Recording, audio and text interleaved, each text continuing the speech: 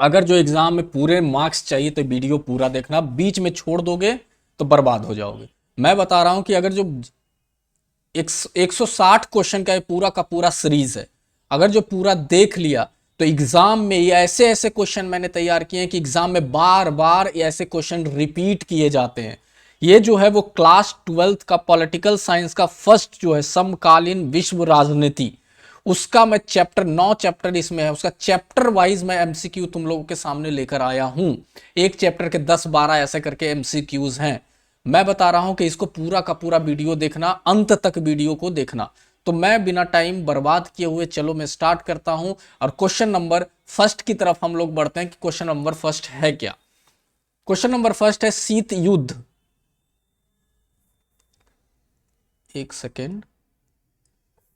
शीत युद्ध यानी कोल्ड वॉर की शुरुआत किस घटना को माना जाता है। देखो मैं ज्यादा डिटेल्स में नहीं जाऊंगा क्योंकि 160 क्वेश्चन का सीरीज है, ज्यादा टाइम लग सकता है, इसलिए मैं जल्दी जल्दी ऑप्शन बताकर और कुछ इंपॉर्टेंट बात होगा तो वो मैं तुम लोगों के सामने बताऊंगा। तो शीत युद्ध जो है कोल्ड वॉर की शुरुआत किस घटना को माना जाता है इसमें, तो याद रखना बच्चों, हमारा जो द्वितीय विश्व युद्ध की समाप्ति हुई थी और यूरोप में गठबंधनों का बनना हुआ था, उसी को शीत युद्ध की शुरुआत की घटना मानी जाती है। इसमें क्या हुआ था, शीत युद्ध में दो सुपर पावर थे। कौन थे? अमेरिका था। शीत युद्ध में दो सुपर पावर थे, अमेरिका था और एक था हमारा सोवियत संघ। सोवियत संघ, ये सोवियत संघ क्या था? आज का जो रूस देख रहे हो यूएसएसआर, ये सोवियत संघ उस समय का कहलाता था। कि बीच में एक ऐसा दौर था जो दोनों के प्रत्यक्ष युद्ध से बचने के लिए अपने अपने गठबंधन बनाए दोनों ने, और ये जो युद्ध था वो 1945 के बाद शुरू हुआ था। ये जो युद्ध था कब शुरू हुआ था? 1945 के बाद। चलो क्वेश्चन नंबर 2 की तरफ हम लोग बढ़ते हैं। क्वेश्चन नंबर 2 है आयरन कर्टन शब्द का प्रयोग किसने किया था, बताओ।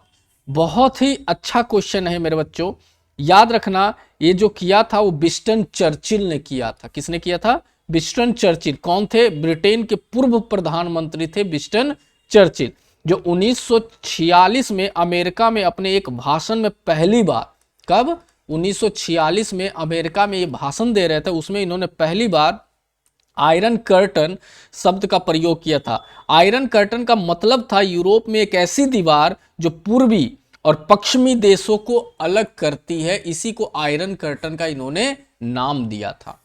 द्वितीय विश्व युद्ध के बाद पश्चिमी देशों द्वारा बनाई गई सैन्य गठबंधन क्या था? बहुत ही अच्छा क्वेश्चन है, बताओ। नाटो। याद रखना, सैन्य गठबंधन क्या था? नाटो था। उत्तरी अटलांटिक संधि संगठन इसका फुल फॉर्म होता है नाटो का। क्या होता है? उत्तरी, लिख सकते हो, अटलांटिक संधि संगठन की स्थापना कब हुई थी? 1949 में हुई थी, ठीक है, और अमेरिका के नेतृत्व में हुई थी ताकि साम्यवाद के विस्तार को रोका जा सकता है। यह द्वितीय विश्व युद्ध के बाद पश्चिमी देशों द्वारा बनाई गई सैन्य गठबंधन था। सोवियत संघ द्वारा अपने सहयोगियों को मिलाकर बनाया गया सैन्य गठबंधन कौन था? अब सोवियत संघ के साथ बहुत सारे ऐसे सहयोगी आए और उन्होंने भी एक संगठन बनाया, तो उस सैन्य गठबंधन का क्या नाम था? तो याद रखना, इसका नाम था वार्सा संधि। पश्चिमी देशों का क्या था? नाटो, और यूएसएसआर यानी सोवियत संघ ने जो बनाया था वो क्या था? वार्सा संधि। याद रखना, वार्सा संधि सोवियत संघ ने नाटो के जवाब में, नाटो कब बना था? 1949 में बना था, और यह बनाया था 1955 में, ठीक है ना। इसके जवाब में इन्होंने इसकी स्थापना की थी, ठीक है ना। वार्सा संधि यानी वार्सा पैक्ट की स्थापना की थी, याद रखना। क्वेश्चन नंबर 5 की तरफ हम बढ़ते हैं। गुट निरपेक्ष आंदोलन की स्थापना किस वर्ष हुई थी? बताइए। याद रखना है, ये 1961 में हुई थी। 1961 में गुट निरपेक्ष आंदोलन की स्थापना हुई थी। क्वेश्चन नंबर 6, निम्नलिखित में कौन एनएएम के संस्थापक सदस्य नहीं था? इसमें एक एनएएम का संस्थापक सदस्य इसमें से कौन एक नहीं था? बताओ जल्दी से। तो याद रखना जवाहरलाल नेहरू थे, सुकूर्नो थे, जोसेफ भी थे, जॉन एफ कैनेडी नहीं थे, इसलिए इसका ऑप्शन नंबर क्या हो जाएगा, डी हो जाएगा। जॉन एफ कैनेडी अमेरिका के राष्ट्रपति थे, याद रखना ये कौन थे, अमेरिका के राष्ट्रपति थे और अमेरिका पूंजीवादी गुट का नेता था। नाम दोनों गुटों से अलग रहने की नीति थी, याद रखना। तो नाम के संस्थापक ये नहीं थे, सदस्य नहीं थे। क्यूबा मिसाइल संकट किस वर्ष हुआ था, बताइए जल्दी से। तो याद रखना है 1962 में क्यूबा मिसाइल संकट हुआ था। यह शीत युद्ध का सबसे खतरनाक क्षण था, जब क्यूबा में सोवियत मिसाइल तैनात पाई गई और अमेरिका ने नौसैनिक घेराबंदी कर दी थी। भारत के शीत युद्ध काल के संदर्भ में निरस्त्रीकरण की अवधारणा का अर्थ क्या है। भारत में जो शीत युद्ध काल था उसमें निरस्त्रीकरण की अवधारणा का मूल कारण क्या था या अर्थ क्या था, बताइए इसको आंसर। इसका जो आंसर होगा परमाणु और पारंपरिक हथियारों दोनों का कम करना। यानी कि इसमें क्या कर दिया गया था, इन दोनों हथियारों को भारत में कम कर दिया गया था। इसलिए भारत में शीत युद्ध काल का निशस्त्रीकरण का मतलब होता है आपसे शस्त्र को छीन लेना, कम कर देना, उसको बोलते हैं। शीत युद्ध के दौरान दो ध्रुवों में संतुलन बनाए रखने की नीति को क्या कहा जाता था, यानी दोनों ध्रुवों को संतुलन बनाए रखने की नीति को क्या कहा जाता था, तो संतुलन शक्ति कहा जाता था। देखो मेनली तौर पे क्या, शीत युद्ध के दौरान किसी एक ध्रुव का वर्चस्व ना हो और दोनों की शक्ति बराबर रहे, इसलिए संतुलन शक्ति कहते हैं। दोनों ध्रुव का मतलब है दो गुट जो आपस में भिड़ रहे थे, तो उसकी बात हो रही थी। 1956 में स्वेज नहर संकट के समय नाम की भूमिका किस प्रकार थी। 1956 में जो स्वेज नहर संकट था उस समय नाम क्या कर रहा था, उसकी भूमिका क्या थी। तो याद रखना मिस्र का समर्थन करते हुए शांति स्थापित करने का प्रयास कौन कर रहा था, नाम कर रहा था। याद रखना इस चीजों को, ऑप्शन नंबर सी होगा। जब मिस्र पर स्वेज नहर के राष्ट्रीयकरण के कारण ब्रिटेन, फ्रांस और इजराइल ने हमला किया, ठीक है, इन तीनों ने हमला कर दिया था, तो नाम ने मिस्र की संप्रभुता का समर्थन किया था। याद रखना, यानी मिस्र को सपोर्ट किया था। शीत युद्ध का अंत किस घटना को माना जाता है, अब अंत किस घटना को माना जाता है बताओ जल्दी से। तो याद रखना बर्लिन दीवार का गिरना। बर्लिन की दीवार 1989 में गिरा दी गई थी, उस समय शीत युद्ध का अंत उस घटना से माना जाता है। बर्लिन दीवार का गिरना, दोनों खेमों में फूट पड़ने लगी और शीत युद्ध समाप्त माना गया। मैकडोनाल्ड साइकरण शब्द किससे संबंधित है, बताओ। इसमें जो ये शब्द है वो याद रखना, वो जो संबंधित है वो वैश्वीकरण से संबंधित है। चलो अब इसी का हम जो हमारा 12th का चैप्टर नंबर 2 है, शीत युद्ध के बाद विश्व। अभी तो हमने देख लिया शीत युद्ध के समय क्या क्या हुआ था, अब शीत युद्ध के बाद का विश्व क्या है उसकी बात हम यहां पे करने वाले हैं। तो सोवियत संघ का विघटन किस वर्ष हुआ, बताइए। सोवियत संघ का जो विघटन हुआ था, याद रखना 1991 में हुआ था। सोवियत संघ के विघटन का प्रमुख कारण क्या था, बताइए। तो प्रमुख कारण इसका था आर्थिक तंगी और राजनीतिक अस्थिरता, यह था सोवियत संघ के विघटन का मुख्य कारण था, ठीक है ना। इसमें देखो एक था गोर्बोचेव द्वारा शुरू किए गए ग्लासनोस्ट और पेरेस्ट्रॉइका सुधारों के कारण पुरानी जो प्रणाली ढह गई और विघटन हुआ था। ये बहुत डिटेल में मैं चला गया, अभी जानने की जरूरत नहीं है उतना। शॉक थेरेपी शब्द किस संदर्भ में प्रयुक्त हुआ है, बताइए। शॉक थेरेपी क्या है, तो याद रखना ये जो हमारा है सोवियत संघ के विघटन के बाद उसके उत्तराधिकारी राज्यों में किए गए सुधारों को हम लोग शॉक थेरेपी कहते हैं। शॉक थेरेपी का मतलब है किसी चीज का इलाज करना, तो इसलिए उसके राज्यों के सुधारों को ही हम लोग शॉक थेरेपी कहते हैं। सोवियत विघटन के बाद बनने वाला सबसे बड़ा उत्तराधिकारी कौन था, तो याद रखना सबसे बड़ा क्या था, रूस था। यूएसएसआर हम उसको बोलते हैं, जिसको हम सोवियत संघ बोलते हैं। उससे 13 से 14 देश टूट के अलग हुए और जो सबसे बड़ा देश बना वो कौन बना था, हमारा रूस बना था। ये सब भी उसी का पार्ट है, सबसे छोटा छोटा यूएसएसआर का यानी सोवियत संघ का ही पार्ट है। पेरेस्ट्रोइका, देखो इसके पहले मैं ये वर्ड यूज किया था एक क्वेश्चन के आंसर में, देखो ये वर्ड यहां पे आ गया। पेरेस्ट्रोइका का सही अर्थ क्या है, याद रखना। ये जो हमारा पेरेस्ट्रोइका का जो सही शब्द है वो पुनर्निर्माण से, किससे है, पुनर्निर्माण। किसी चीज जब गिर गया, टूट गया, उसको दोबारा सभ्यता बनाया, यानी उसको दोबारा उस सदस्य को बहाल किया, उसको हम लोग पुनर्निर्माण कहते हैं, याद रखना। जैसे पेरेस्ट्रोइका का अर्थ था सोवियत संघ की आर्थिक और राजनीतिक प्रणाली में सुधार करना, उसी को क्या हमने बोला, पुनर्निर्माण बोला। बाल्टिक राज्यों में कौन से नहीं आते, इसमें बाल्टिक राज्य में कौन एक ऐसा है जो नहीं आता है, तो ये जो है उज्बेकिस्तान नहीं आता है। सोवियत संघ के विघटन के बाद विश्व व्यवस्था किस प्रकार की हो गई, जब सोवियत संघ विघटन हो गया तो विश्व की व्यवस्था जो थी वो कैसी हो गई, तो एक पक्षीय हो गई, यानी यूनिपोलर हो गई, यानी सब लोग एक की तरह रहने लग गए। राष्ट्रमंडल स्वतंत्र राज्यों की स्थापना क्यों हुई, जो राष्ट्रमंडल स्वतंत्र राज्य है उसकी स्थापना क्यों हुई थी, तो उसकी जो स्थापना थी वो सोवियत संघ के विघटन के बाद संबंधों को विनियमित करने के लिए हुई थी, यानी कि अच्छा से किसी चीज को बहाल करने के लिए हुई थी। ठीक है, याद रखना इस चीजों को। चलो क्वेश्चन नंबर 21 की तरफ बढ़ते हैं। बोला ना कि बहुत टाइम लग जाएगा, इसलिए ऑप्शन बनाता हूं, तुम लोग वीडियो दोबारा रोक के भी क्वेश्चन पढ़ो, ऑप्शन देखो, क्योंकि मैं बता रहा हूं कि एग्जाम में इससे बाहर कुछ नहीं आएगा।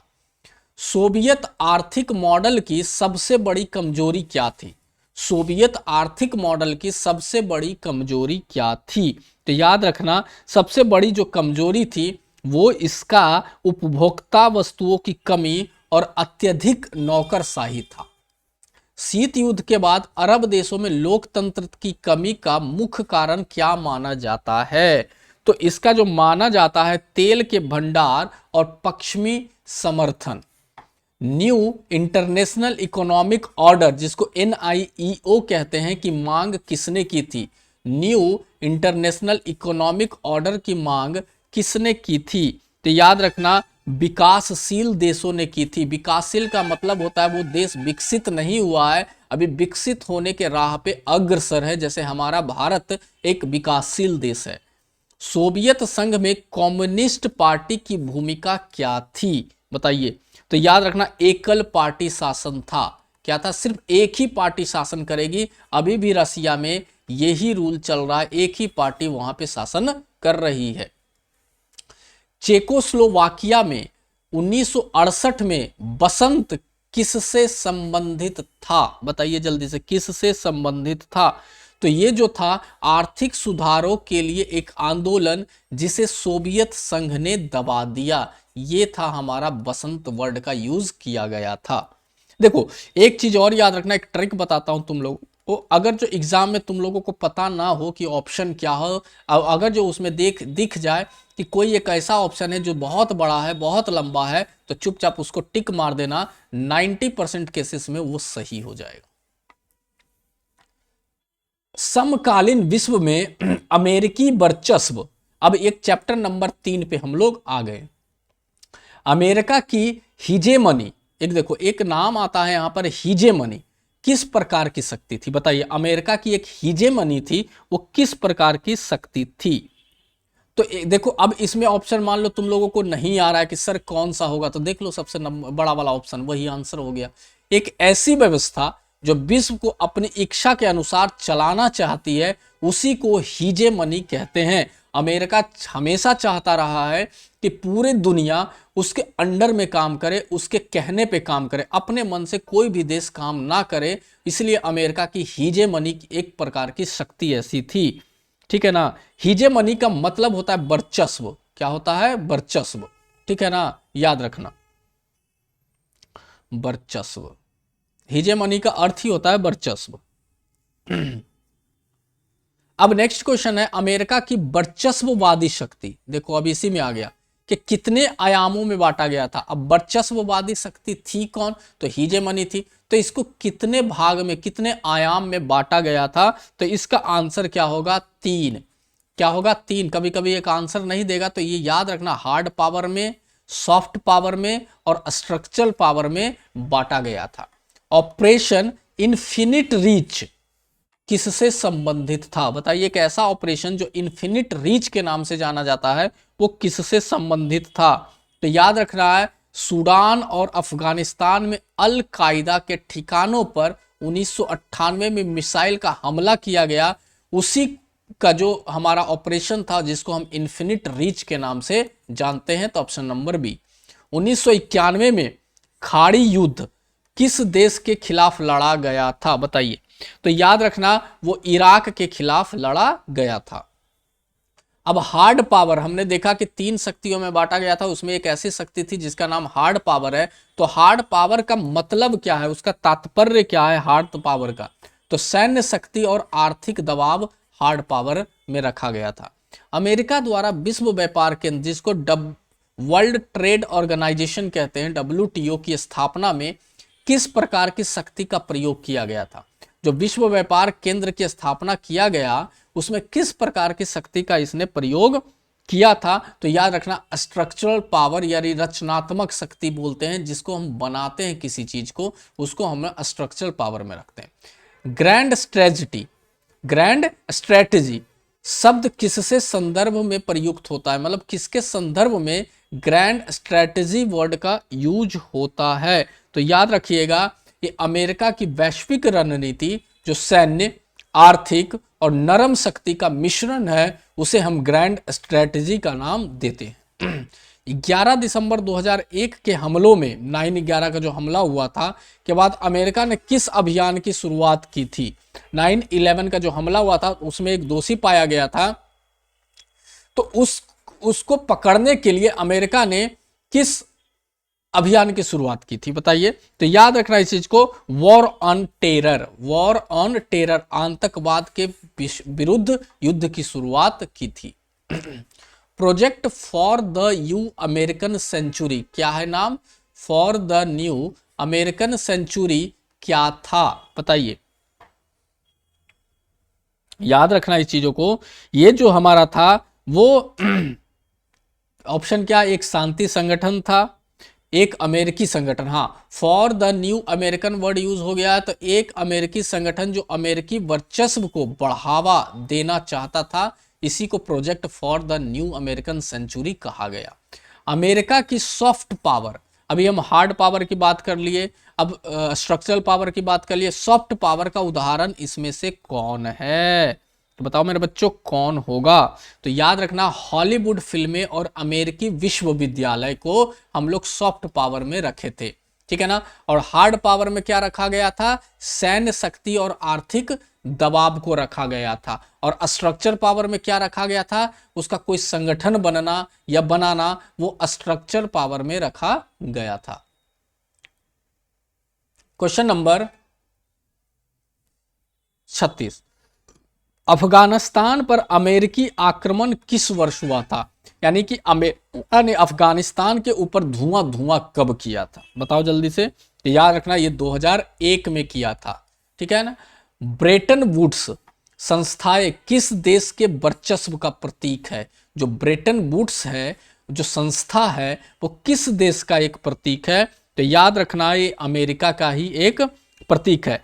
ब्रेटन वुड्स संस्था, जैसे ब्रेटन वुड्स संस्था में आता कौन कौन है? IMF आता है, वर्ल्ड बैंक आता है। तो ये सब किस में आता है? हमारा ब्रेटन वुड्स संस्था में आता है, जो अमेरिकी डॉलर की श्रेष्ठता को बनाए रखने के लिए हुई थी, कि अमेरिका का जो डॉलर है पूरी दुनिया पर राज करेगा, उसलिए इसका प्रतीक माना जाता है। अमेरिकी वर्चस्व के विरोध में कौन सा कारण सबसे मजबूत नहीं है? मतलब 3 ऐसे कारण हैं जो मजबूत है, लेकिन एक ऐसे कारण है जो मजबूत नहीं है। तो याद रखना अमेरिका का लोकतांत्रिक होना मजबूत नहीं है इसमें, बाकी ये तीनों मजबूत है। इराक पर 2003 के आक्रमण का औचित्य अमेरिका ने क्या बतलाया? देखो 2001 में भी आक्रमण किया था इराक पे और 2003 में भी आक्रमण किया इराक पे, तो इसका औचित्य अमेरिका ने क्या बताया था कि जब मैंने आक्रमण किया है तो भाई क्यों किया है? बताओ क्यों किया? थप्पड़ मार दो, बोलो क्यों, काहे मारा भाई? तो क्यों मारा है मुझे तो बताना पड़ेगा ना कि हाँ मैंने इसलिए थप्पड़ मारा है तुम्हें। तो याद रखना इसका जो आंसर होगा इराक के पास विनाशकारी हथियार होना। अमेरिका कह रहा था कि इराक तुम्हारे पास बहुत बड़े बड़े हथियार हैं, परमाणु है, ये है जो पूरी दुनिया के लिए खतरा हो सकता है, इसलिए अमेरिका ने इसी पे हमला कर दिया और ये सब चीजों को तबाह कर दिया। ग्राउंड जीरो बहुत इंपॉर्टेंट, किससे संबंधित है, इसमें ग्राउंड जीरो किससे संबंधित है, तो याद रखना है इराक, ये जो है न्यूयॉर्क में विश्व व्यापार केंद्र WTC जिसे 9/11 में तोड़ा गया था, वो जीरो ग्राउंड के नाम से जाना जाता है। जॉर्ज W बुश की नीति को क्या कहा जाता था, बताइए। तो ये जो है वो बोला गया असहनशीलता की राजनीति। जॉर्ज W बुश की नीति को क्या कहा गया था, तो बताया गया असहनशीलता की राजनीति, द पॉलिटिक्स ऑफ इनटॉलरेंस। ठीक है, इसको बताया गया, तो ये है आंसर। बोला गया था या तो आप हमारे साथ हैं या आतंकवादियों के साथ हैं। बुश की इस नीति को असहनशीलता की राजनीति कहा गया। बैंक ऑफ अमेरिका, एक बैंक है जिसका नाम है बैंक ऑफ अमेरिका, और एक है नेशनल सिक्योरिटी एजेंसी जिसको NSA कहते हैं, किस प्रकार की शक्ति के उदाहरण हैं, बताइए जल्दी से। ये स्ट्रक्चर, अभी क्या बोला कि किसी चीज को बनाना या किसी चीज को बढ़ाना, वो किस में आ जाएगा, हमारा स्ट्रक्चरल पावर में आ जाएगा। ठीक है ना। विश्व बैंकिंग की सुरक्षा की निगरानी के जरिए अमेरिका विश्व की संरचना पर नियंत्रण रखना चाहता था। स्मार्ट पावर की अवधारणा किससे संबंधित है, बताइए। स्मार्ट पावर की अवधारणा किससे संबंधित है, तो ये जो ऑप्शन होगा ये होगा हमारा hard power and soft power का संयोजन, यानी मेल मिलाप करना, ये स्मार्ट पावर की बात बोली गई है कि ना तो कोई बड़ा ना तो कोई, एकदम बिल्कुल तालमेल बना के रखना है। अमेरिकी राष्ट्रपति चुनाव में इलेक्टोरल कॉलेज क्या है, जो अमेरिकी राष्ट्रपति में चुनाव में एक यूज होता था इलेक्टोरल कॉलेज, इसका मतलब क्या होता है, तो याद रखना इसका मतलब होता है एक ऐसी संस्था जो राष्ट्रपति चुनती है, एक ऐसी संस्था जो राष्ट्रपति को चुनती है, यानी कि एक ऐसी संस्था जिससे राष्ट्रपति बनते हैं, उसी को इलेक्टोरल कॉलेज अमेरिका में बोला गया है।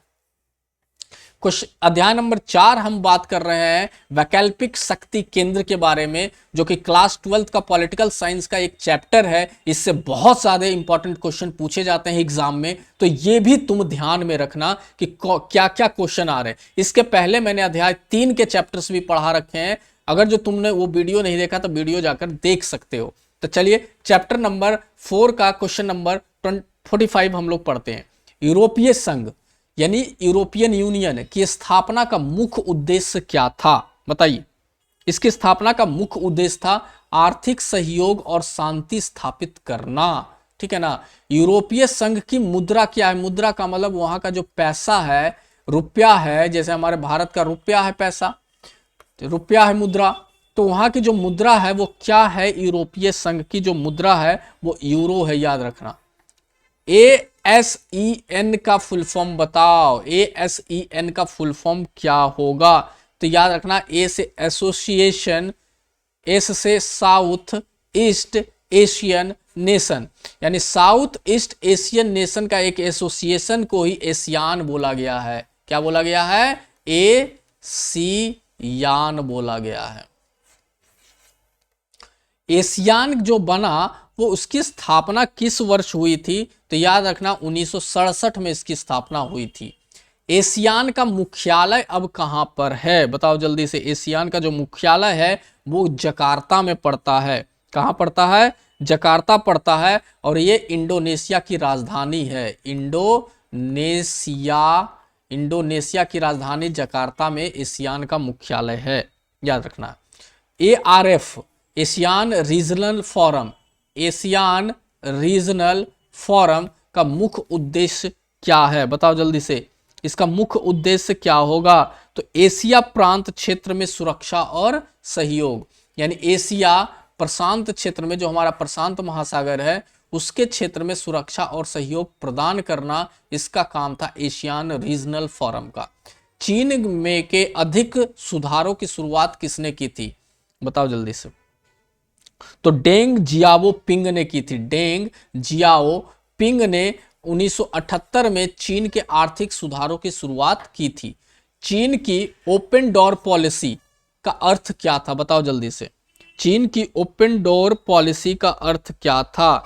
तो ओपन डोर पॉलिसी का जो अर्थ था वो था सीमाओं को खोलना, पर्यटन को बढ़ावा देना, सभी को नागरिकता देना। ओपन डोर पॉलिसी का मतलब समझो क्या है, बताओ जल्दी से। अरे ओपन डोर जो पॉलिसी है वो क्या होगा? विदेशी निवेश और व्यापार के लिए अर्थव्यवस्था खोलना, यानी कि भाई हमारे देश में आओ और जितना का ज़्यादा से ज़्यादा इन्वेस्टमेंट तुम करो, यहाँ कंपनियां खोलो, ये ओपन डोर पॉलिसी थी। भारत और चीन के बीच कौन सा विवाद सबसे पुराना और प्रमुख है? यानी भारत और चीन के बीच में एक ऐसा विवाद है जो हमेशा से चलता आया है। तो जो विवाद है वो क्या है? सीमा विवाद है। अभी भी सीमा विवाद चलता है, अरुणाचल और मैकमोहन लाइन, यानी अक्साई चीन को चीन बोलता है भाई ये मेरा है, लेकिन हमारा अभिन्न अंग है अरुणाचल प्रदेश और अक्साई चीन, ठीक है। और जो चीन और भारत की जो रेखा अलग करती है, जिसको हम मैकमोहन रेखा कहते हैं। एशियाई बाघ में कौन सा देश शामिल नहीं है? बताओ। 3 देश हैं शामिल है, लेकिन एक ऐसा देश है जो एशियाई बाघ में शामिल नहीं है, तो भारत शामिल नहीं है। याद रखना, एशियाई बाघों में ताइवान, दक्षिण कोरिया, हांगकांग और सिंगापुर शामिल हैं। चीन का सबसे बड़ा आर्थिक प्रतिस्पर्धा कौन है? बताइए। सबसे बड़ा मतलब इसका वो कौन है? तो अमेरिका है। कौन है? चीन का अमेरिका है। यूरोपीय संघ में कितने सदस्य देश हैं? तो याद रखना है, यूरोपीय संघ में 27 सदस्य देश हैं, ठीक है ना, ये याद रखना है। ब्रिटेन में यूरोपीय संघ से कब अलग होने का फैसला किया? यानी ब्रिटेन जो देश है वो बोला हम यूरोपीय संघ का हिस्सा नहीं रहेंगे, हम अलग हो जाएंगे। तो एक कब फैसला लिया गया था? तो याद रखिएगा, जो फैसला लिया गया था वो 2016 में लिया गया था जनमत संग्रह में, यानी वहां के लोगों से पूछकर, और 2020 में औपचारिक विदाई हो गई, भाई हम नहीं रहेंगे तुम्हारे साथ। चीन संयुक्त राष्ट्र सुरक्षा परिषद का स्थायी सदस्य कब बना? जो संयुक्त राष्ट्र सुरक्षा परिषद है, चीन उसका स्थायी सदस्य का मतलब होता है कि परमानेंट, कब बना था? तो याद रखना, ये जो आंसर होगा क्वेश्चन नंबर 58 है, तो 1971 में बना था। कब बना था? 1971 में बना था। 1971 तक सुरक्षा परिषद में ताइवान की जगह चीन को दी गई और चीन स्थायी सदस्य बन गया, यानी ताइवान को हटाकर चीन को दिया गया। एशियन की दृष्टि से 2020 किससे संबंधित है? यानी विजन 2020, दृष्टि 2020 किससे संबंधित है? एशियान। तो ये बाहरी शक्तियों के हस्तक्षेप रहित खुला क्षेत्र, यानी भारतीय शक्ति हमारे ऊपर दबाव नहीं बना सकते, ये विजन है उनका। भारत और चीन के संबंधों को प्रभावित करने वाला पंचशील किससे संबंधित है? तो याद रखना है, ये जो हमारा है 1954 का भारत चीन समझौता को ही पंचशील माना गया है, यानी पंचशील इसी से संबंधित है, ठीक है ना, याद रखना है। पंचशील का मतलब होता है शांतिपूर्ण सहअस्तित्व, यानी तुम भी आराम से रहो, शांति से रहो, हम भी शांति से रहेंगे। लेकिन इसके बाद सीमा युद्ध का कारण इस पर संकट आया, यानी कि लड़ाई फिर आगे चलती गई। जापान द्वारा अपनी सुरक्षा के लिए बनाया गया समझौता किसके साथ है? जापान किसके साथ अपना सुरक्षा बनाया था? तो याद रखना, अमेरिका के साथ बनाया था। अमेरिका जापान सुरक्षा संधि हुई, जिसमें अमेरिका ने बोला जापान तुम्हें आर्मी रखने की जरूरत नहीं है, तुम्हारे देश को मेरी आर्मी प्रोटेक्ट करेंगे। तब से आज तक जापान में जो आर्मी है वो अमेरिका ही प्रोटेक्ट करता है जापान को। चलिए अब हम चैप्टर नंबर 5 की तरफ बढ़ते हैं, समकालीन दक्षिण एशिया, जो कि क्लास 12 पॉलिटिकल साइंस पार्ट 1 का चैप्टर नंबर 5 है। इससे एग्जाम में बहुत ही इंपॉर्टेंट क्वेश्चन पूछे जाते हैं। पूरा का पूरा ये क्वेश्चन तुम लोग देखो, बहुत ही आने के चांसेस होते हैं। ये जो मैंने जो क्वेश्चन यहाँ पे लाया हूं, तो क्वेश्चन नंबर 62, इसके पहले चैप्टर अध्याय 4 तक का वीडियो पहले बन चुका है। जो लोग उस वीडियो को नहीं देखे, वीडियो जाकर देख सकते हैं। दक्षिण एशिया का सबसे बड़ा देश क्षेत्रफल और जनसंख्या दोनों में कौन सा है? बताइए। इसमें दक्षिण एशिया का सबसे बड़ा देश, अरे भाई एक ही है, हमारा भारत। श्रीलंका में गृह युद्ध किन दो समुदायों के बीच लड़ा गया है? बताइए जल्दी से।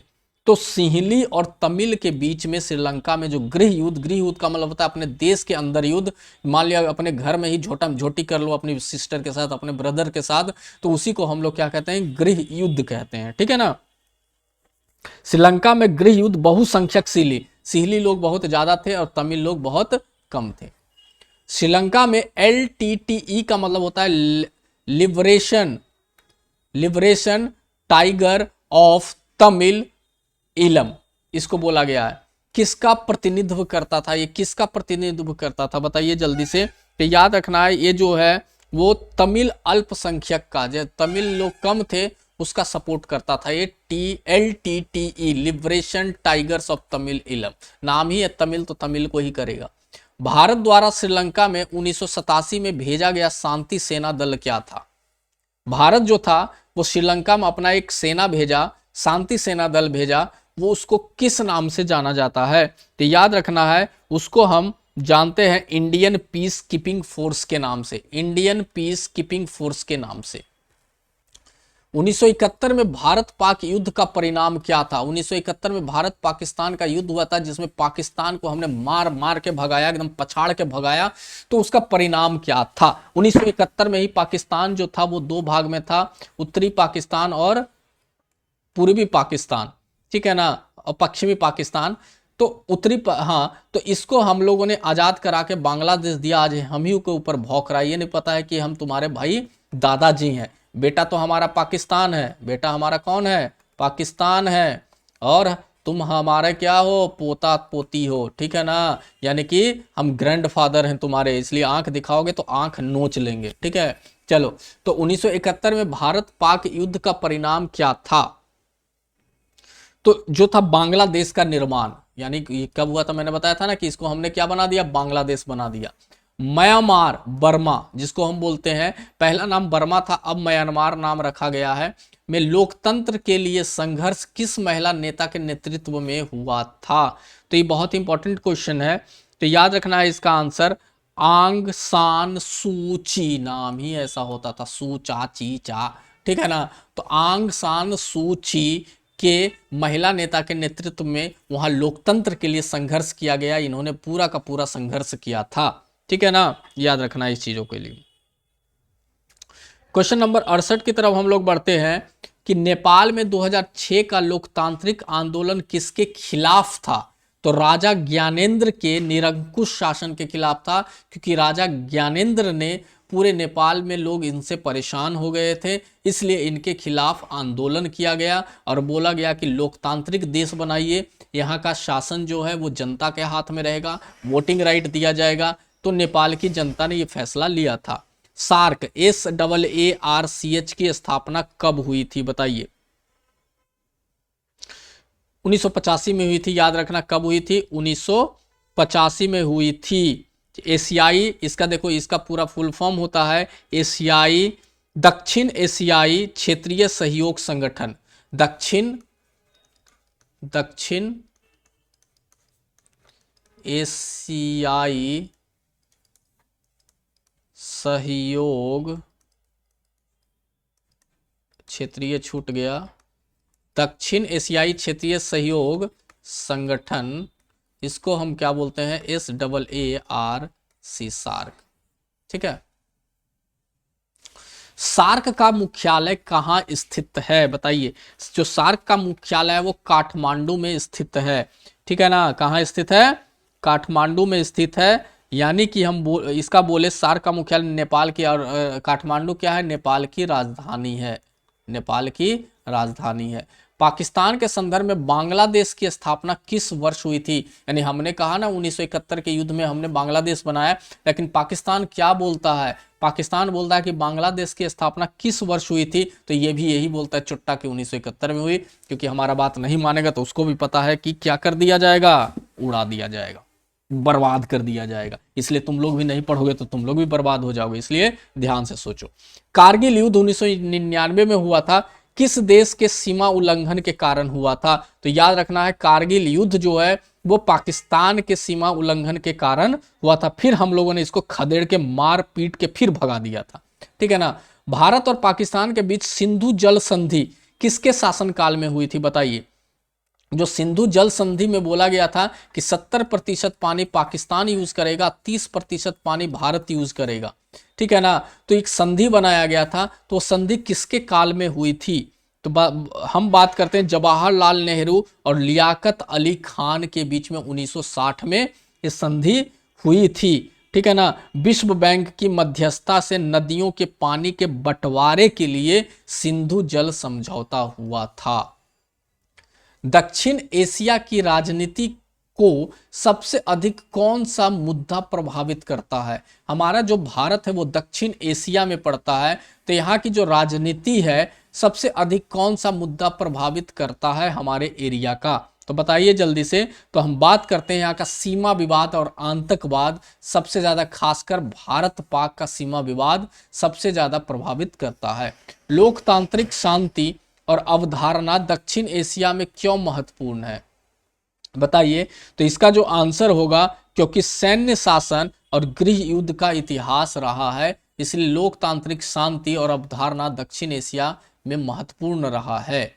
नेपाल के संविधान में 2015 में क्या बड़ा बदलाव हुआ था? बताइए जल्दी से, क्या बड़ा बदलाव हुआ था? तो राजतंत्र की समाप्ति हुई थी, यानी राजा की जो पावर था उसको समाप्त कर दिया गया, और संघीय लोकतांत्रिक गणराज्य की स्थापना की गई।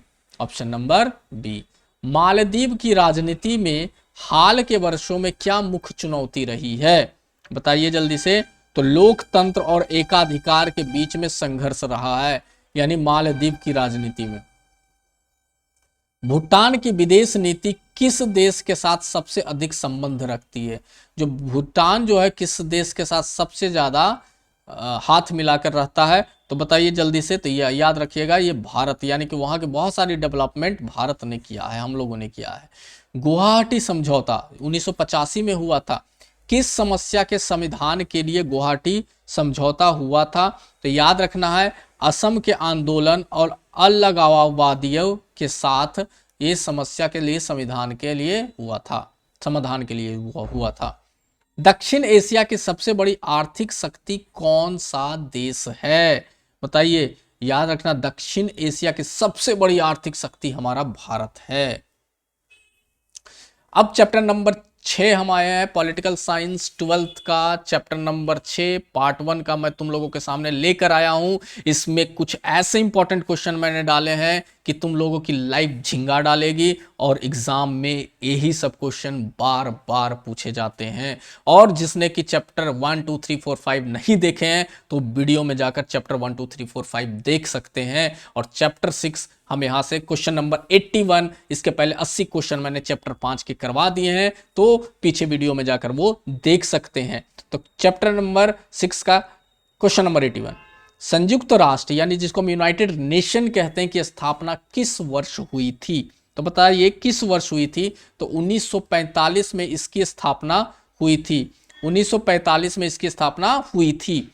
संयुक्त राष्ट्र के महासचिव की नियुक्ति कौन करता है? बताइए कौन करता है? तो याद रखना, आम सभा करता है, जनरल असेंबली करता है, कि सिफारिश पर सुरक्षा परिषद संयुक्त राष्ट्र के महासचिव की नियुक्ति करता है। संयुक्त राष्ट्र सुरक्षा परिषद के कितने स्थायी सदस्य हैं? मतलब देखो, उसमें अस्थाई सदस्य होते हैं और अस्थाई सदस्य होते हैं, यानी परमानेंट कुछ मेंबर होते हैं जिसे हमेशा के लिए रख लिया जाता है, निकाला नहीं जाता है, और अस्थाई सदस्य को कुछ सालों में फिर रिप्लेस कर दिया जाता है।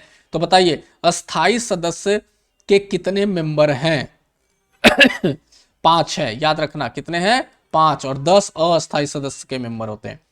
वीटो शक्ति किसके पास होती है? बताइए वीटो शक्ति किसके पास होती है? तो वीटो शक्ति केवल 5 स्थायी सदस्य जो बनाए जाते हैं उनके पास वीटो शक्ति होती है।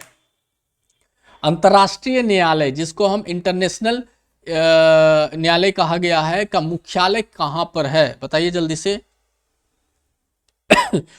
इसका जो मुख्यालय है द हेग में है, यानी जो नीदरलैंड में पड़ता है, अंतर्राष्ट्रीय न्यायालय का मुख्यालय है। संयुक्त राष्ट्र का पर्यावरण कार्यक्रम किस शहर में स्थित है?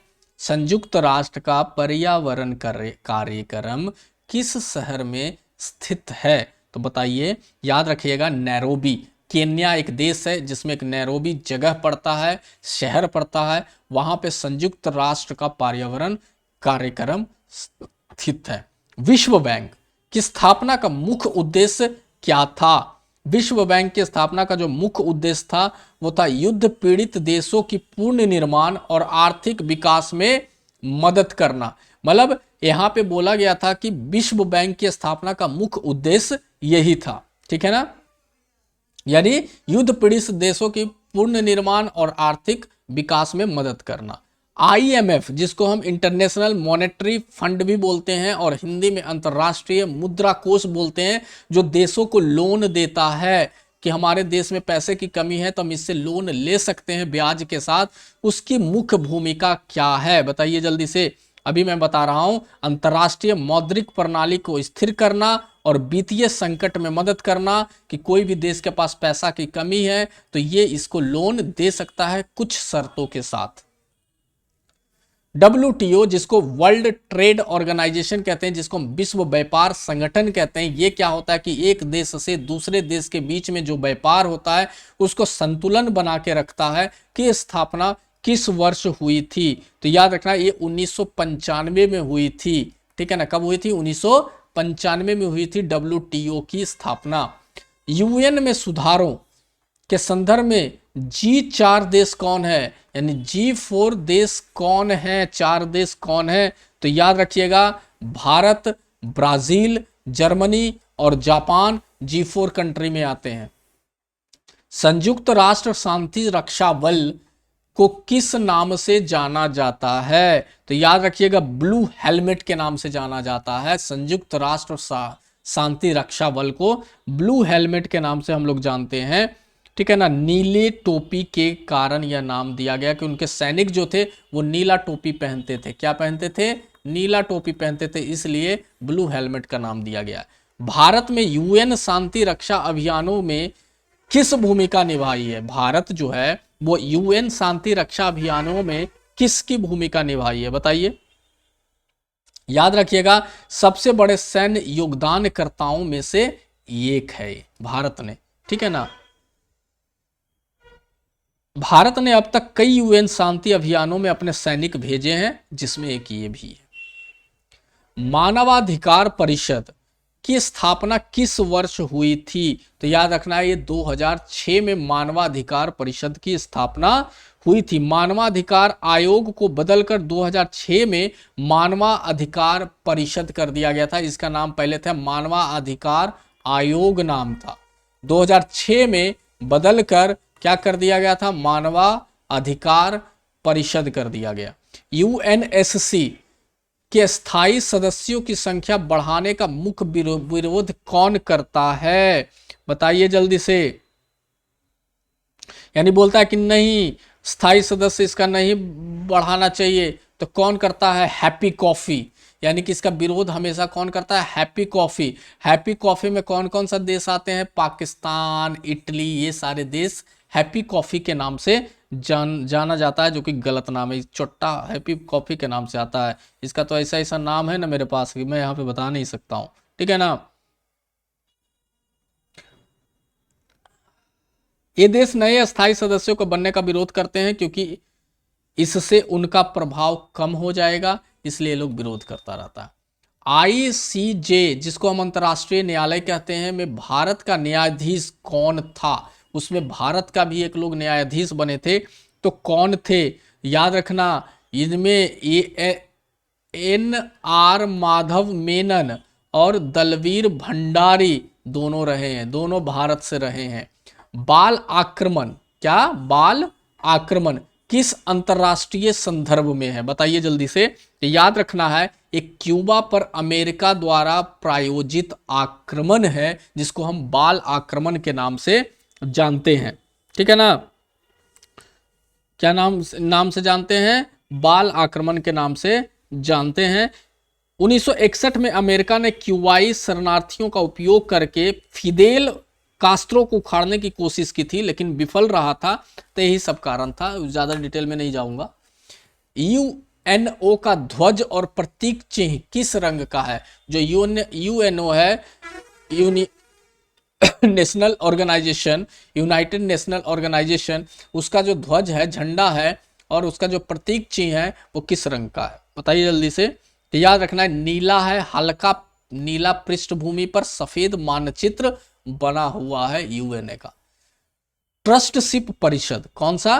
ट्रस्टशिप परिषद की स्थिति अब क्या है? बताइए जल्दी से। तो संचालन रहित है, यानी क्योंकि इसके सभी ट्रस्ट इलाके स्वतंत्र हो गए हैं, इसलिए संचालन रहित है, इसको कोई भी चलाता नहीं है, क्योंकि सभी ट्रस्ट इलाके स्वतंत्र हो गए हैं। इसका काम अपने आप पूरा हो गया, इसलिए इसे सुस्ताव, डोरमेंट कर दिया गया है, खत्म कर दिया गया है, इनएक्टिव कर दिया गया है। WHO का, वर्ल्ड हेल्थ ऑर्गेनाइजेशन का मुख्यालय कहाँ है? बताइए जल्दी से। इसका जो मुख्यालय है वो जेनेवा में है। कहाँ पे है? जेनेवा में है, जो कि स्विट्जरलैंड में पड़ता है, जेनेवा, वहां पे इसका मुख्यालय है। संयुक्त राष्ट्र का वार्षिक बजट किसके द्वारा अनुमोदित होता है? जो एक वर्ष का खर्च है, लेखा जोखा है, वो किसके द्वारा ये अनुमोदित किया जाता है, बताया जाता है? तो याद रखिएगा, ये आम सभा, जनरल असेंबली इसको बताती है। अब चैप्टर नंबर 7 पे हम लोग आ गए हैं, समकालीन विश्व में सुरक्षा, जो कि क्लास 12 पॉलिटिकल साइंस का सबसे इंपॉर्टेंट चैप्टर माना जाता है। और इसका मैं एकदम चुन चुन के इंपॉर्टेंट क्वेश्चन तुम लोगों के सामने लाया हूं, जो कि तुम लोगों की दुनिया हिला देगा और एग्जाम में क्वालिफाई करने में पूरा का पूरा मदद करेगा। इसके पहले जो बच्चे चैप्टर 1 से लेकर 6 तक नहीं देखे हैं, वो जाकर ये वीडियो देख सकते हैं। एकदम टॉप क्लास के MCQ में तुम लोगों के सामने लेकर आया हूं। तो चलिए क्वेश्चन नंबर 101 पर हम लोग आते हैं। परंपरागत सुरक्षा का मुख्य ध्यान किस पर होता है? बताइए जल्दी से। तो युद्ध से राज्य की सुरक्षा करना, इसको हम परंपरागत सुरक्षा के नाम से जानते हैं। ठीक है। परंपरागत रूप से सुरक्षा का अर्थ किसी देश की सीमा और संप्रभुता को बाहरी हमले से बचाना होता है। याद रखना, परमाणु निरस्त्रीकरण का मतलब होता है वही चीज, यानी तुम्हारे पास परमाणु है और मैंने उसको छीन कर खत्म कर दिया, जला दिया, फेंक दिया, नचा दिया, कब्जा कर लिया, तो उसको बोलते हैं निरस्त्रीकरण। तो से तात्पर्य क्या है? बताइए जल्दी से। तो परमाणु हथियारों को खत्म करना, अभी मैंने बताया ना, खत्म कर देना। NPT, जिसको हम बोलते हैं नॉन प्रोलिफेरेशन ट्रीटी, ठीक है ना, पढ़ो ध्यान से। नॉन प्रोलिफरेशन ट्रीटी किस वर्ष लागू हुई थी? तो ये जो लागू हुई थी वो 1970 में हुई थी। कब लागू हुई थी? 1970 में हुई थी। इसमें क्या था कि जो हमारा NPT को 1968 में खोला गया था। कब खोला गया था? 1968 में खोला गया और 1970 में लागू हो गया। इसका लक्ष्य परमाणु हथियारों को प्रसार को रोकना था। NPT का काम यही था। CTBT, जिसको comprehensive nuclear test ban treaty भी कहते हैं, का मुख्य उद्देश्य क्या है? बताइए जल्दी से। इसका जो मुख्य उद्देश्य है वो क्या है? परमाणु विस्फोट परीक्षण पर पूर्ण प्रतिबंध लगाना, यानी कोई भी देश परमाणु विस्फोट परीक्षण नहीं कर सकता है, परमाणु हथियार नहीं बना सकता है। ठीक है ना, ये इसका क्या था? मेन काम था। ठीक है ना, इसको ये चीज बताया गया जिसमें भूमिगत, वायुमंडल और जलमग्न परमाणु परीक्षण पर रोक लगाता है CTBT। भारत में CTBT पर हस्ताक्षर क्यों नहीं किए?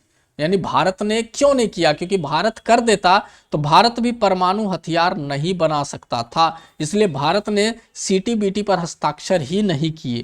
तो क्यों नहीं किए भाई? तो संधि पक्षपातपूर्ण है, इसने बोला, और विनाशकारी हथियारों के पूर्ण उन्मूलन की गारंटी नहीं देता।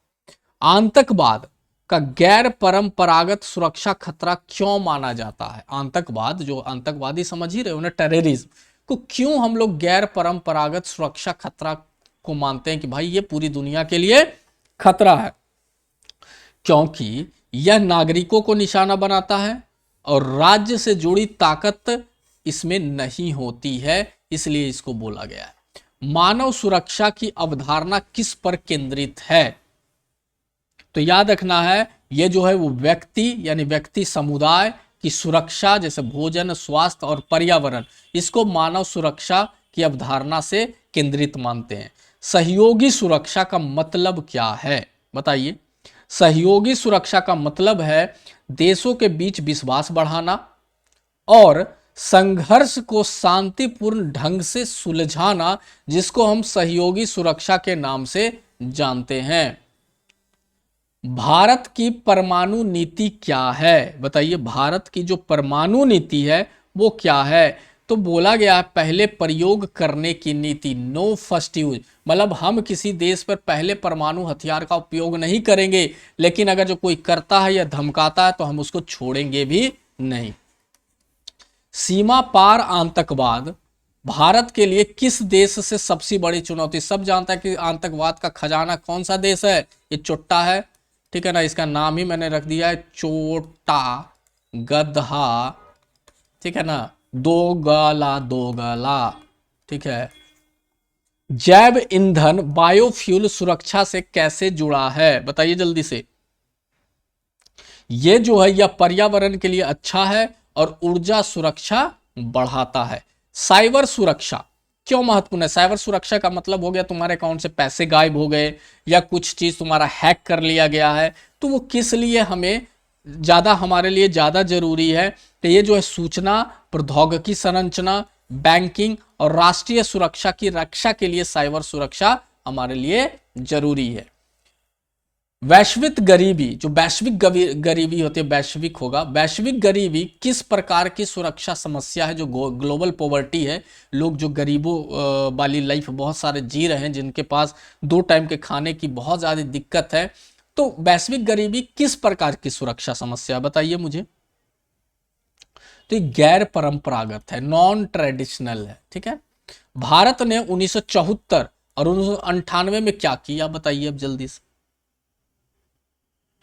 अरे परमाणु परीक्षण किए थे, याद रखना क्या किए थे, परमाणु परीक्षण किए थे। 2 परीक्षण किए थे, एक है सिमलिंग बुद्धा और दूसरा पोखरण 2 किया गया था, जिसमें मूवी भी आई है पोखरण पे, ठीक है ना। तो इसमें क्या था, 1974 में पहला किया था इन्होंने, 1974 में पहला परमाणु परीक्षण किया था और 1998 में दूसरा परमाणु परीक्षण किया था, याद रखना है, परमाणु परीक्षण किए थे। सैन्यकरण से क्या तात्पर्य है। अरे भाई जिसका सैनिक बढ़ाना, सेना की भर्ती करना, यानी कि सैन्यकरण से हमारा क्या तात्पर्य है। तो सेना की भर्ती ही हम इसमें नहीं बोलते, हम इसमें बोलते समाज पर सेना के प्रभाव और संसाधनों का सैन्य उद्देश्य के लिए उपयोग करना, ये कहलाता है। अब चैप्टर नंबर 8 मैं तुम लोगों के सामने लेकर आया हूं, जिसका नाम है पर्यावरण और प्राकृतिक संसाधन, जो कि क्लास 12 पॉलिटिकल साइंस का सबसे इंपॉर्टेंट चैप्टर है। इससे एग्जाम में भर भर के क्वेश्चन पूछे जाते हैं। तो मैं क्वेश्चन की तरफ बढ़ता हूं, लेकिन जो भी स्टूडेंट इसके पहले चैप्टर 1 से 7 तक नहीं देखे हैं ऑब्जेक्टिव, 115 ऑब्जेक्टिव पीछे बनाया गया है हर एक चैप्टर्स का, वो जाकर पहले देखें, उसके बाद यहां पर आकर देख सकते हैं इसको। तो चलिए क्वेश्चन नंबर 116 की तरफ हम लोग बढ़ते हैं। वैश्विक राष्ट्रमंडल में क्या शामिल नहीं है बताइए जल्दी से।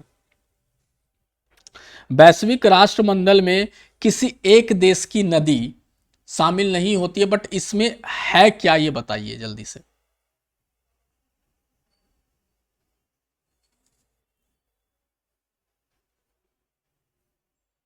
हाँ अभी मैंने बताया ना, वैश्विक राष्ट्रमंडल में क्या शामिल नहीं है, तो किसी एक देश की नदी को शामिल नहीं किया गया है, बाकी ये तीनों है उसमें।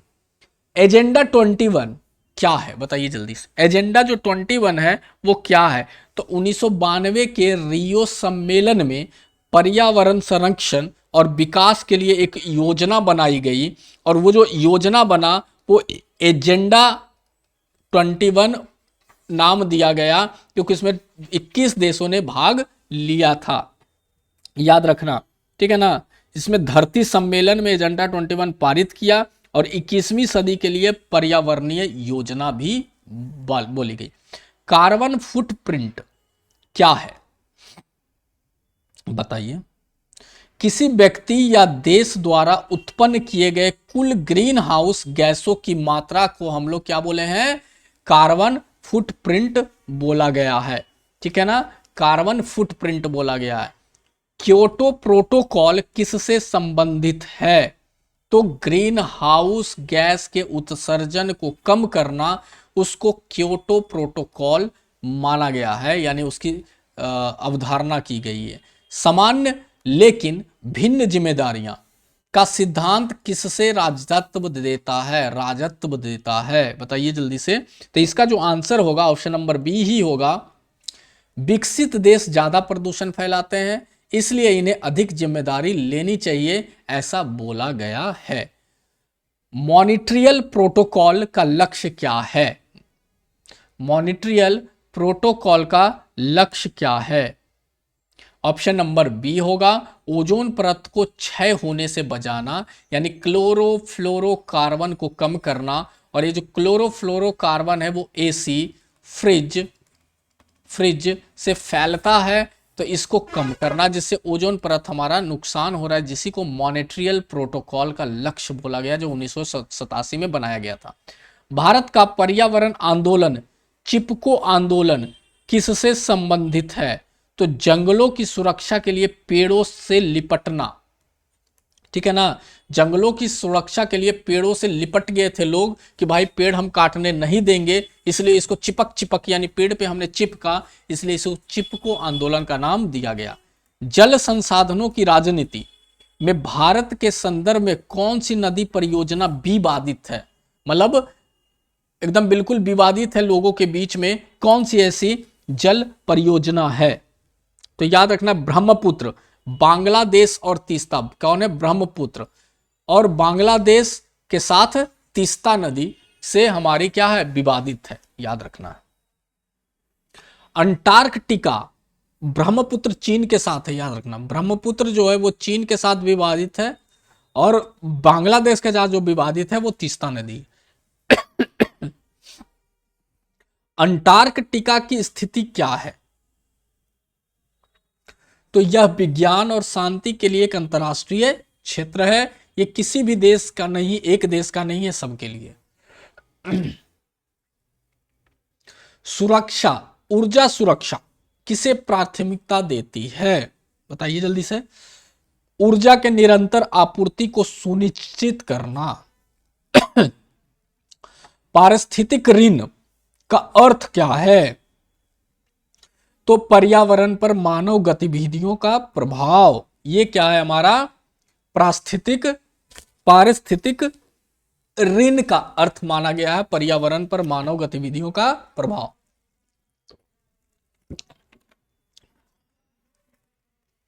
नेक्स्ट क्वेश्चन, पर्यावरणीय शरणार्थी कौन है? बताओ। अरे जो पर्यावरणीय आपदाओं जैसे बाढ़, सूखा, समुद्र स्तर का बढ़ना के कारण विस्थापित हो जाते हैं, यानी बेचारों का घर बार टूट जाता है, डूब जाता है, उसे हम लोग पर्यावरणीय शरणार्थी के नाम से जानते हैं। यूएनएफसीसीसी का पूरा नाम क्या है? फुल फॉर्म क्या है? यूएनएफसीसीसी।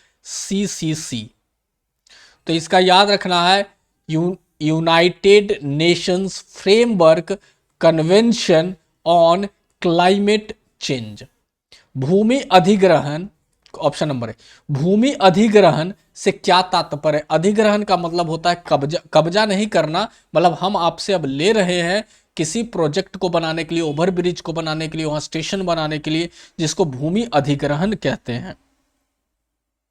विदेशी देशों या कंपनियों द्वारा खाद्य सुरक्षा के लिए अन्य देश में जमीन को खरीदना हम भूमि अधिग्रहण कहते हैं। पर्यावरण संबंधित वैश्विक संसाधनों की सुरक्षा के लिए सबसे बड़ी चुनौती क्या है? बताइए जल्दी से। तो याद रखना है राष्ट्रीय हित और वैश्विक हित में संघर्ष। क्या होगा? राष्ट्रीय हित और वैश्विक हित में संघर्ष। चैप्टर नंबर 9 तुम लोगों के सामने मैं वैश्वीकरण लेकर आया हूं, जो कि क्लास 12 पॉलिटिकल साइंस का पार्ट 1 का एक बहुत इंपॉर्टेंट चैप्टर है, और इससे भर भर के एग्जाम में सवाल पूछे जाते हैं। इसके पहले मैं 8 चैप्टर का एमसीक्यू करवा चुका हूं, जो स्टूडेंट नहीं देखे हैं तो वो जाकर 8 चैप्टर का एमसीक्यू देख सकते हैं, और ये बहुत ही इंपॉर्टेंट चैप्टर है वैश्वीकरण। तो चलिए क्वेश्चन नंबर 131 पे आते हैं। वैश्वीकरण का सबसे मूल अर्थ क्या है, बताइए। वैश्वीकरण का मतलब क्या होता है? देखो, वैश्वीकरण मेनली तौर पे हम बता सकते हैं कि अगर जो हम भारत में बैठे हैं, भारत में मैंने कोई एक कंपनी चालू की और अमेरिका में मैंने कॉल सेंटर बना दिया, कॉल सेंटर बना दिया, यानी कि अगर जो कोई कंप्लेन आती है तुम कॉल करते हो तो कॉल सेंटर अमेरिका में बना हुआ है, किसी और देश में मैंने कुछ और बना दिया है, तो सारे देश में मैं फैल गया हूं। इसी को हम लोग कहते हैं वैश्वीकरण, ग्लोबलाइजेशन कहा गया है। तो इसका मतलब क्या है? देशों के बीच आर्थिक, राजनीतिक और सांस्कृतिक संबंधों का एकीकरण और बढ़ाना, उसको हम लोग वैश्वीकरण कहते हैं। ठीक है, नेक्स्ट क्वेश्चन हम बोलते हैं, वैश्वीकरण का कारण इनमें से क्या नहीं है? तो भाई संचार क्रांति तो है, एक देश से दूसरा देश, तभी हम इंटरनेट यूज कर पाते हैं, ये सही ऑप्शन है।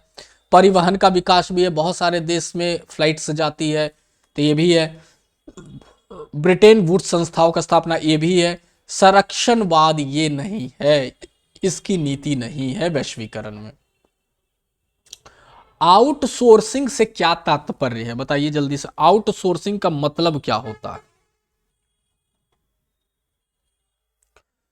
एक देश द्वारा अपना काम, सेवा या उत्पादन किसी अन्य सस्ते देश में करवाना, इसी को हम आउटसोर्सिंग कहते हैं। मान लीजिए भारत के पास अपना कोई काम है जो किसी देश को सस्ते में दे रहा है, जिसको हम आउटसोर्सिंग कहते हैं।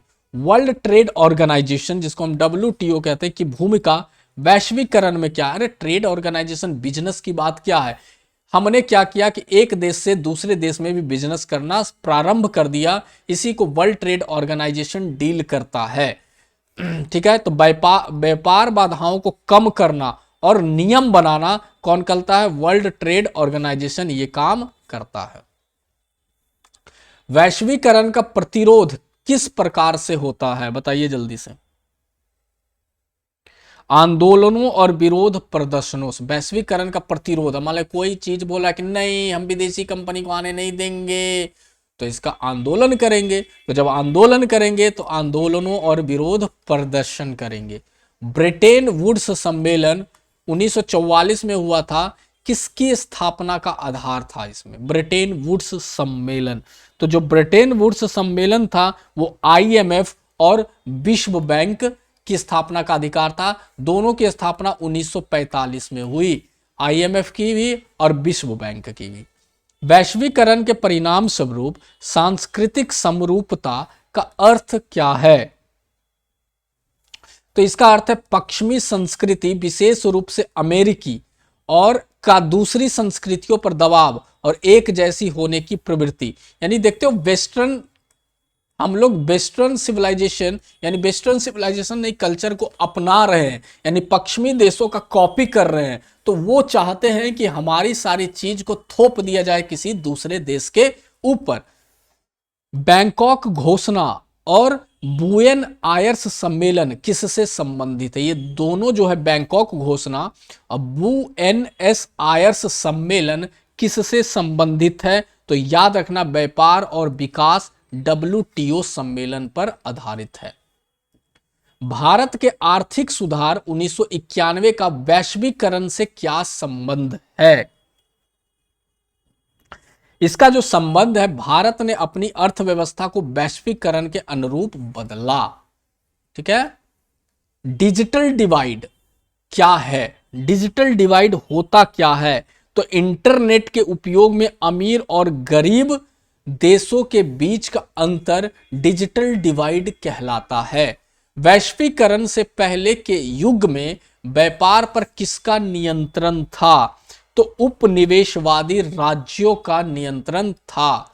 MNC, जिसको मल्टीनेशनल कंपनीज कहते हैं, जो कई देशों में काम करता है, किसे कहा जाता है?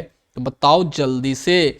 ये जो होता है, जो कंपनियां एक से अधिक देशों में अपना उत्पादन और कारोबार करती है, उसी को MNC कहते हैं, मल्टीनेशनल कंपनी कहते हैं, और इसी को वैश्वीकरण कहा जाता है।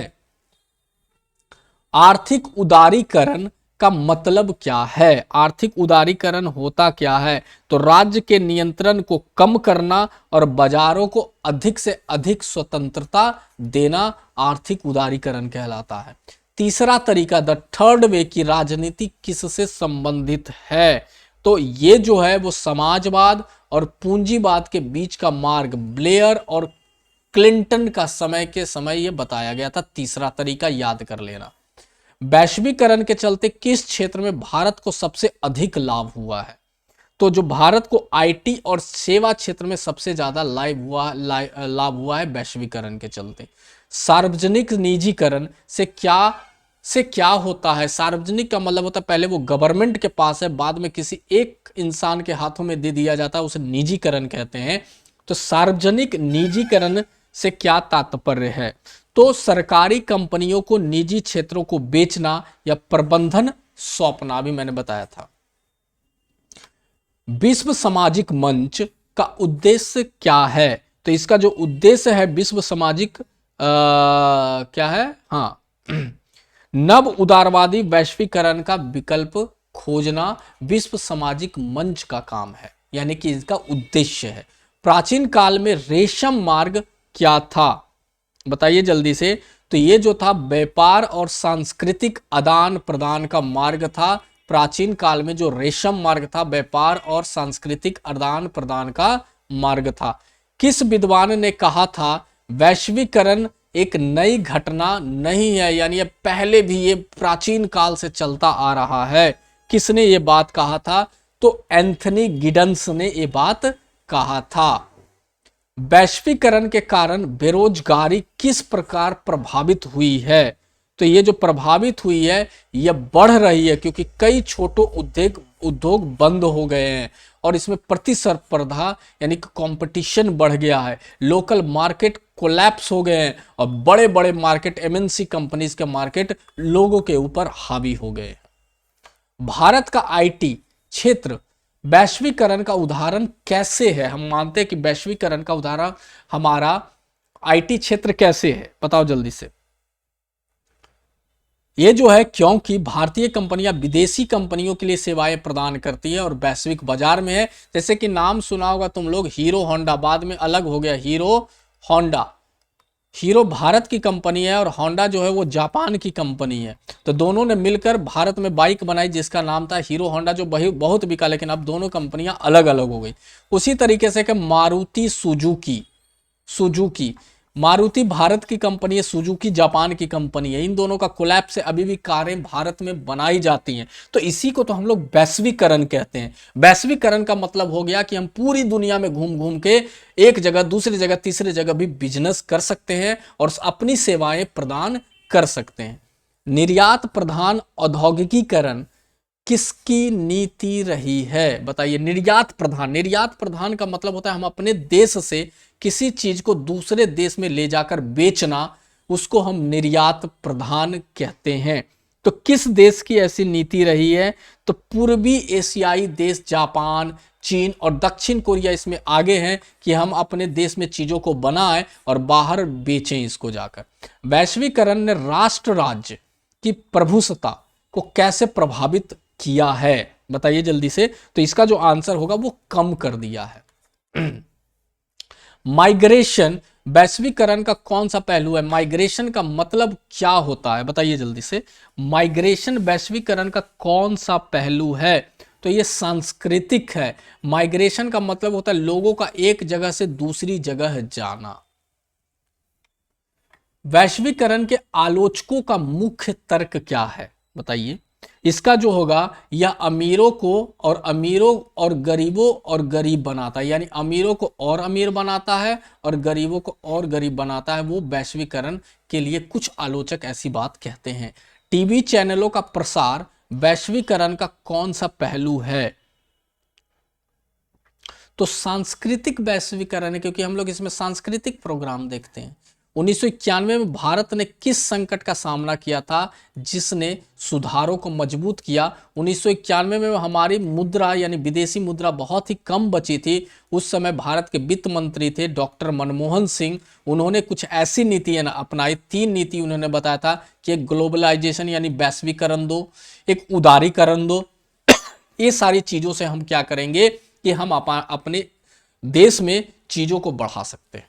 स्वदेशी आंदोलन वैश्वीकरण के विरोध में क्यों होती है? सीधी सी बात है, वैश्वीकरण में क्या होता है कि बाहर की चीजें हमारे देश में धड़ल्ले से बिक रही होती है और स्वदेशी चीजें नहीं बिकती है। तब यहाँ के लोग कहते हैं नहीं, स्वदेशी अपनाना चाहिए, भारत में जो मेड इन इंडिया की चीजें लिखी हुई है वो चलाना चाहिए, ठीक है ना। तो स्वदेशी आंदोलन वैश्वीकरण का विरोध क्यों करती है? तो सीधी सी बात है, करेगी क्योंकि इससे स्थानीय उद्योग और संस्कृति को क्या होता है? नुकसान होता है। भारत में विशेष आर्थिक जोन क्यों बनाए गए हैं? तो विशेष आर्थिक जोन विदेश निवेश और निर्यात को बढ़ावा देने के लिए बनाए गए हैं। वैश्वीकरण का अंतिम छोर क्या है?